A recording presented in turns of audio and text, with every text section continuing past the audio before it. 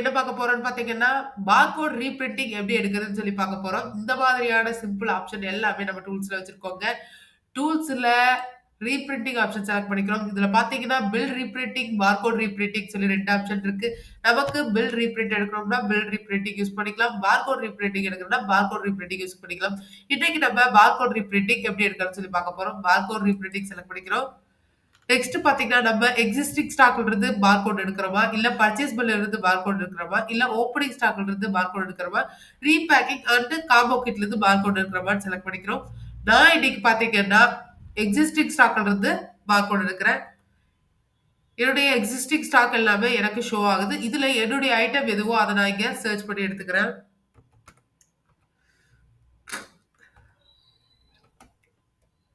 என்னுடைய ஐட்டத்த நான் இங்க சர்ச் பண்ணி எடுத்துட்டேன். அதில இருக்கிற ஸ்டாக் வேல்யூஸ், பிரைஸ் எல்லாமே எனக்கு ஷோ ஆகுது. இப்ப பார்த்தீங்கன்னா, என்னுடைய ஐட்டத்த நான் செலக்ட் பண்ணிக்கிறேன். எனக்கு 4 லிட்டர் பிரீமியம் தான் வேணும். ஸோ, நான் 4 லிட்டர் பிரீமியம் வெயிட்ட செலக்ட் பண்ணிக்கிறேன்.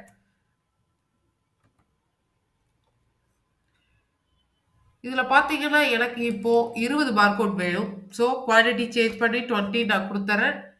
ஜஸ்ட் ஒரு என்டர் அடிச்சுட்டு ஷோ பிரிவ்யூ குடுத்தா போதுங்க.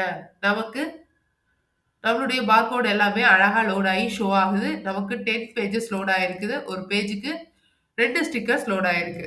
பாருங்க. இப்போ அப்ளை பிரிண்ட் மட்டும் குடுத்தா போதுங்க. நம்மளுடைய பிரிண்டர் செலக்ட் ஆகி நமக்கு பிரிண்ட் வெளிய வந்துரும். Thank you. Have a nice day.